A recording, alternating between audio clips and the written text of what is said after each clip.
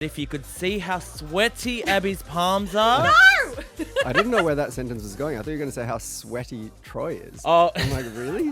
I don't feel that sweaty. Just throw you under the bus. Yeah. No. Troye, it is a pleasure to have you here. I mean, you're obviously back and forth from Australia, to and fro, if you may. Yeah. But what is it like being in Australia when you are here?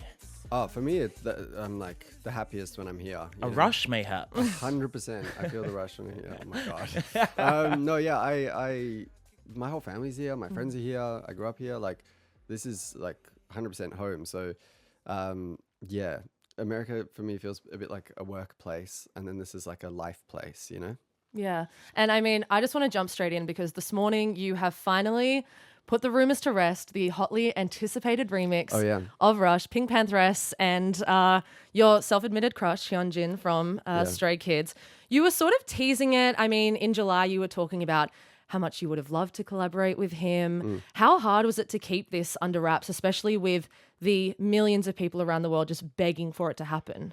Well, so it was actually really organic. Like, I didn't know then. This came together in like a month. This came together in the last few weeks because Pink Pantheress and I have met once, just like at a party, and I knew who she was, of course. I don't know if she like had listened to we had a really fun night though. She's so nice and so cool.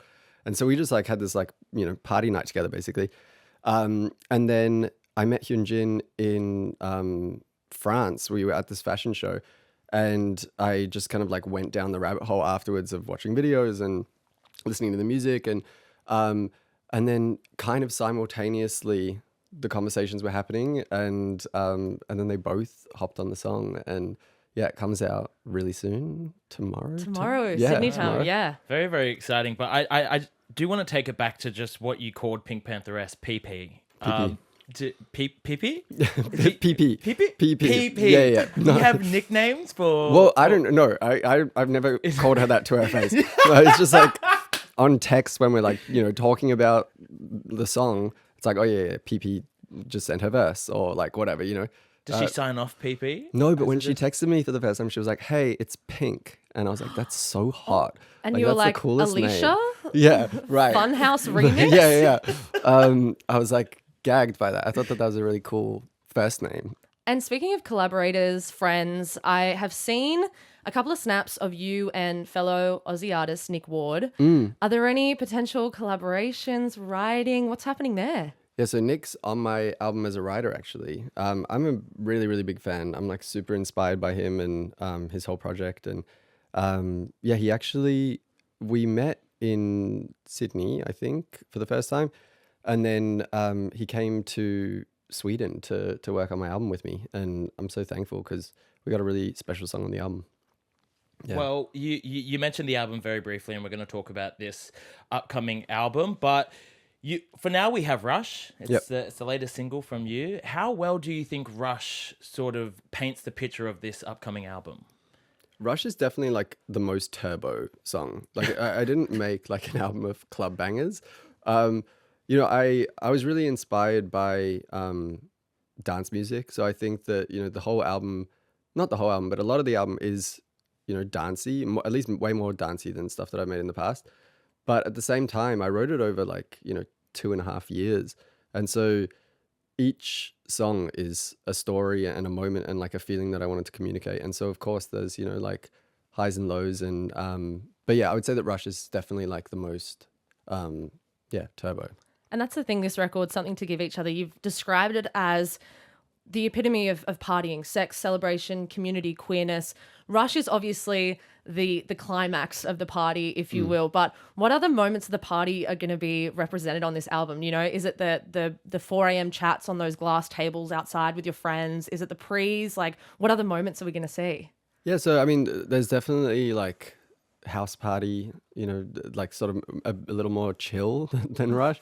But then there's also like, you know, I think in just like being single and like, you know, just really, I think you really re-meet yourself after a long relationship. You're kind of confronted with just like who you are by yourself. And so, yeah, there's a lot of, you know, really like vulnerable kind of like introspective moments, sort of like the the quiet moment after the party when you're by yourself The again. walk home. Yeah, I feel like that's the Tyrone special. The head noise. That's the Tyrone special. It's no question, Rush has become a moment. It's a cultural moment around the world. It's gone viral, of course, online. I am very curious to know what the strangest video you've seen Rush soundtrack is online, where you're like, you know, why did they pick Rush for that? I saw one of this lady like breaking an inflatable pool and like the water going everywhere. And I was just like, okay, cool. You're like, she's filming the Rush. Yeah, sure. And then when I was like 13, I was in one of the X-Men movies as young Wolverine, and someone took the scene from the movie and put the song to it. So yeah, there's been a bunch of interesting applications online. Yeah. Well, we spoke about it a little earlier, but it is sort of this first taste of the new album. Any goss, any intel about this upcoming record? We spoke about Nick Ward being a writer on the Goss. album. I haven't said that yet, so that's Goss. Absolute tea. What else? I mean, I think, yeah, I don't know. I guess just like listen to it when it comes out. But no, there's like I'm really, really, really excited for people to hear it. Like I'm so proud of it, and I think especially one song. It's called One of Your Girls. I don't know if I've said that, but whatever, we can keep it in. It's fine. Yeah, like I think there's a couple of songs where I'm like, wow, this is the most proud I am of a song as a songwriter. You know, I think just like over the years of, you know, learning how to kind of get from point A to point B as a songwriter, because I had so many ideas when I was younger, but I just didn't know how to execute them. I didn't know how to, you know, talk to a producer, or like I just didn't know. And so, you know, to feel like I'm kind of in a place now where I know how to execute the ideas, I feel like it's really, you know, self-assured in a way that I'm really proud of. You know, I think if people like it, then I feel like they like what I've been trying to make this whole time, you know? So it feels good. Yeah, and can we expect any more visuals soon? I mean, of course, the Rush music video, you said that due to the success of that, it means that you can make more music videos as well. Are you stewing at the moment? Can we expect anything? I'm expecting the first cut of the next video, like literally this afternoon. I'm so excited. Ooh. We went to Bangkok and we filmed across like 2 days, and I think it's going to be a really special video. I haven't seen it yet. I'll let you guys know. I'll call back later this afternoon. Yeah, please. Like, text in "It's shit." 0439 757 555. Where was Rush filmed? We filmed that in Berlin. In Berlin. Yeah. Very Berlin vibe. Yeah. I mean, I think Rush is just on repeat. If Yeah. you land in Berlin, I think Yeah. it's Place the at the first thing you airport. hear. Yeah. The actual new anthem. Plays at No, customs. I'm really obsessed with like this idea of global pop, you know? I think that just like when I think about my first exposures to pop music, it was like watching, you know, a Michael Jackson concert that we had on like VHS.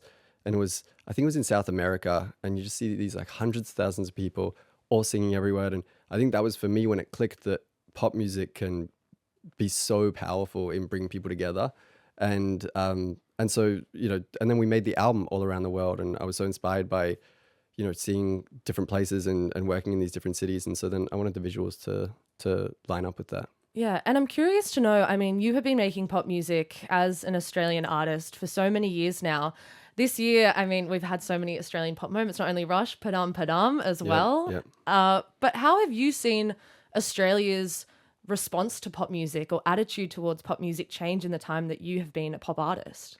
I mean, I would love to see more Australian pop always, you know, I mean, more Australian music just in general. But I mean, yeah, I'm really, really proud to be an Australian pop artist. And I think that so much incredible music in pop and, you know, just across the board comes out of Australia. And I think people know that about us, which is really cool. You know, like when I'm overseas and I say I'm from Perth, people are like, oh, Tame Impala, you know, like people know, and it's cool. Yeah. Yeah.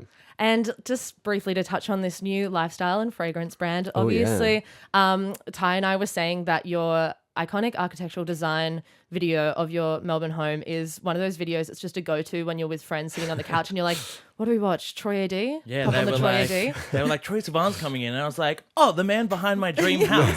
So Oh, nice. Thank so you. excited. You have this iconic eye. What would you say your interior red flags are? Like when you walk into a house, you see, for example, I feel like mine would be like a poster just raw dogging it on the wall with blue tack. Right. Where you're like, ooh. Are there any interior icks? Fake plants. Oh, yeah. Don't go out into the Triple J office. Say that louder for Sorry. the people in the back. Sorry. Yeah, no, I just don't like them. I don't like them. They give me the creeps a little bit. What else? I don't know. To be honest, I'm not really like, because even the blue tack on the wall thing, I'm like, okay, but is it like chic, like dorm room vibe on purpose that's like cool? You know what I mean? And like self-aware, and maybe that's like your vibe that you're going for.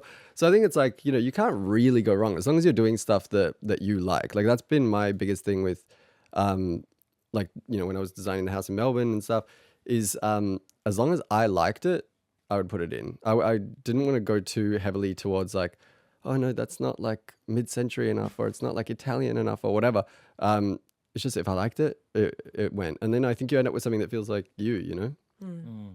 Well, here in the studio, Troye Sivan. And one more question before we let you go. Obviously, we've been talking about it this whole interview. This new album is coming, and the last Australian shows you did were back in 2019. Off the back of this new record, could we maybe see you returning to some of our stages? For sure. Yeah, I don't know the official like plan yet, but I reckon I'm gonna be on tour for like most of next year. So I can't wait. Have you been planning those live shows? Like, what are they gonna like in your head? I'm sure when you're writing the music and you're putting it out, you've got an idea of. I'm sure there's going to be some choreography, maybe shot in the dark. But is there anything you're really wanting to put on the stage this time around? Well, yeah. So when we were making the album, because I toured Blue, my last album, for a year and a half, and I think that was such a good like education for me in live music and the way that songs translate.